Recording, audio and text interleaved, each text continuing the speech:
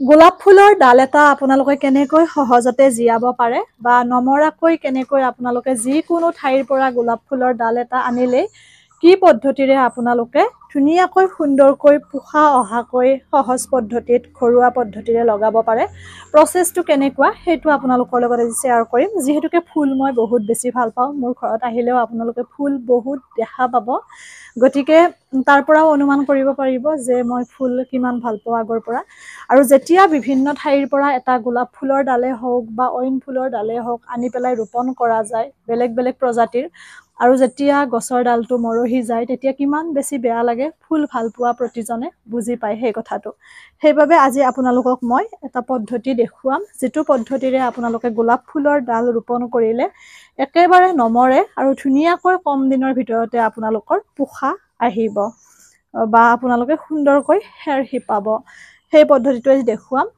এটা কথা মই ঘৰুৱা পদ্ধতিৰে যিহেতুকে আপোনালোকক দেখুৱাম আন পদ্ধতিটো মই নেদেখুৱাও এটা হৰমন পায় সেইটোৱেও আপোনালোকে ব্যৱহাৰ কৰিব পাৰে তেতিয়াও সোনকালে পোখা আহে কিন্তু যিহেতুকে মই আজি ঘৰুৱা পদ্ধতিটো আপোনালোকৰ সন্মুখত দাঙি ধৰিম গতিকে হৰমনৰ ব্যৱহাৰ মই নকৰোঁ হৰমন নহ'লেও আপোনালোকে এই পদ্ধতিৰেও গোলাপ ফুলৰ ডালটো সোনকালে পোখা আহিব এয়া চাওক দেখিছে ইয়াতে আমি কোনখিনিত কাটিম সেইটো আপোনালোকে লক্ষ্য ৰাখিব ইয়াৰ পৰা কেইবাটাও আমি ডাল পাম গতিকে চাব এনেকৈ আপোনালোকে কাটিব যেহেতু বাহিৰত ভিডিঅ'টি বনাই আছো মই অকমান ইফালে সিফালে নজৰ কৰিব লগা হৈছে এটো ইগনোৰ কৰিব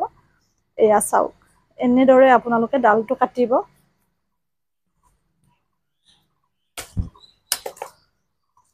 কৈছোৱে কেইবাটাও ডাল হ'ব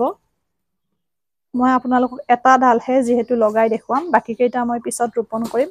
এটো হৈছে ৰঙা গোলাপৰ ডাল ধুনীয়াকৈ এনেদৰে কাটিব চাওক আপোনালোকে ঠাইটো নিশ্চয় অনুমান কৰিছে মই কোনটো পৰ্যায়ত ডালটো কাটিছো এতিয়া অকমান আপোনালোকে এনেদৰে জুঙাই ল'ব বহুত বেছি নহয় সামান্য আৰু মাটি লোৱা প্ৰচেছটো মই আপোনালোকক দেখুৱাই দিছো ভিডিঅ'টোৰ শেষত আপোনালোকে চাব এয়া চাওক কোনটো পদ্ধতিৰে মই জুঙাইছো দেখিছে আৰু বহুতে পলিথিন ওপৰত বান্ধি দিয়ে মই সেইবোৰ একো নকৰো বা তেনেকুৱা ধৰণৰ প্ৰচেছটো নহয় চাব আৰু মাটিটো মই কেনেকৈ ভৰাইছো সেইটো আপোনালোকে মোৰ ভিডিঅ'টো চালে শেষৰ ফালে দেখা পাব মাটিটো ভৰোৱাৰো এটা প্ৰচেছ আছে এনে নৰমালি মই মাটিটো দি দিয়া নাই ইয়াতে এয়া দেখিছে এবাৰতে আমি গুজি দিব লাগিব সেইটো আৰু উঠাই নানিব আপোনালোকে আৰু এয়া হৈছে মৌ যেটো আমাৰ মৌজুল আপোনালোকে চিনি পায় মৌজুল পূজা পাৰ্বণত ব্যৱহাৰ হয় এয়া মৌজুল লৈছো এই মৌজুলটো আসলতে মই এনেকৈ বিভিন্ন গছৰ ডাল ব্যৱহাৰ কৰিবলৈ ব্যৱহাৰ কৰো সেইবাবে সৰু বটলত মই এইটো ভৰাই লৈছো ডাঙৰ বটলৰ পৰা যাতে মই বেলেগ ধৰণে উলিয়াব নালাগে এনেকৈ আমি মৌজুলটো গছৰ এয়া যেটো ঠাইত আমি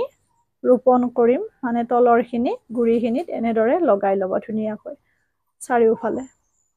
লগাই পেলাই আপোনালোকে পলম নকৰিব ডাইৰেক্ট ইয়াতে এবাৰতে আপোনালোকে গুজি দিব চাব দুবাৰ উঠাব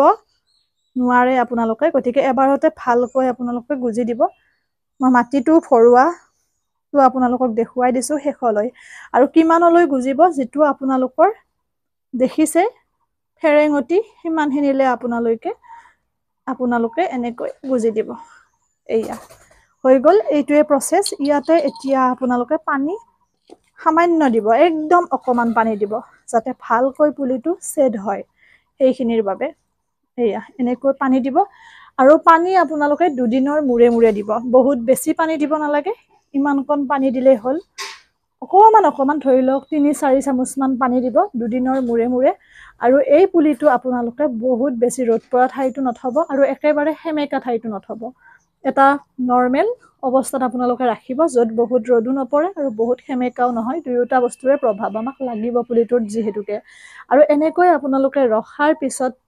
প্ৰায় ২০ দিনৰ ভিতৰত আপোনালোকে নতুন পাত দেখিবলৈ পাব আৰু ধুনীয়াকৈ পোখা আহিবলৈ আৰম্ভ কৰিব বা শিপাব এই পুলিটোত এনেকুৱাকৈ যেতিয়া আপোনালোকৰ পোখাটো আহিব তাৰ পিছত ধুনীয়াকৈ চুৰি এখনেৰে চাৰিওফালটো এনেকৈ দিলে মাটিৰ খামৰ সৈতে উঠি আহিব আৰু তেনেকৈ ৰোপণ কৰিব পাৰিব বা ইচ্ছা কৰিলে আপোনালোকে প্লাষ্টিকৰ গ্লাছ বা তেনেকৈ ফটাই দিলে ফাটি যোৱা পাব বা তেনেকৈ বেগো পাই কিনিবলৈ গছৰ পুলি ৰোপণ কৰা সেয়াও আপোনালোকে ল'ব পাৰে আৰু এনেদৰে ৰোপণ কৰাৰ পিছত আপোনালোকৰ পুলিটো ধুনীয়াকৈ পোখা আহিব বা পুলিটো কেতিয়াও নমৰে আশা কৰোঁ আপোনালোকে উপকৃত হ'ব আৰু গোলাপ ফুলৰ ডাল ৰোপণ কৰা প্ৰক্ৰিয়াটো আপোনালোকে ভাল পালে আৰু কৰি পেলাই কেনেকুৱা পালে সেইটোও জনাব 20 দিনৰ ভিতৰত আপোনালোকে ভাল ৰিজাল্ট পাব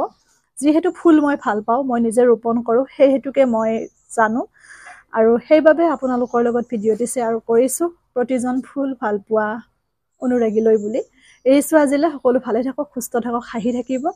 আৰু বাকিখিনি প্ৰক্ৰিয়া আপোনালোকে চাই লওক কেনেকৈ কি কৰিছোঁ মাটিটো কেনেকৈ ভৰাইছোঁ এৰিছোঁ আজিলৈ মাটি ভৰোৱা প্ৰচেছটো আপোনালোকে চাব এনেকৈ মই যিহেতুকে এটা গ্লাছ লৈছোঁ প্লাষ্টিকৰ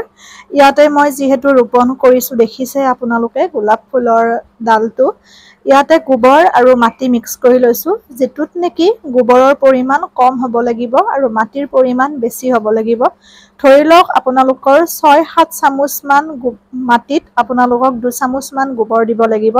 মই কৈ দিছোঁ পৰিমাণটো তেনেকৈ এইখিনি আমাৰ ইতিমধ্যে গোবৰ আৰু মাটি মিক্স কৰি থোৱা ধৰণৰে গোবৰ মাটি থকা মাটি সেইবাবে লৈছোঁ আৰু ধুনীয়াকৈ মাটিখিনি দি আপোনালোকে এনেকৈ হেঁচি দিব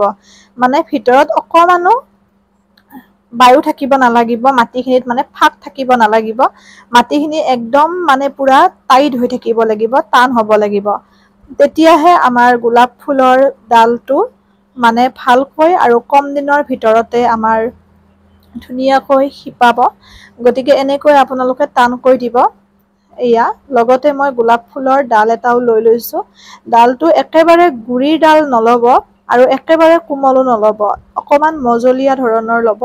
মই দেখুৱাই দিছোঁ আপোনালোকক এনেকুৱা ধৰণৰ ডাল এটা আপোনালোকে ল'ব যাতে দুয়োফালৰ পৰা ধুনীয়াকৈ পোখা আহিব পাৰে তেনেকুৱা ধৰণৰ এয়া ডাল লৈছোঁ আৰু বাকিখিনি প্ৰক্ৰিয়া আপোনালোকে চালেই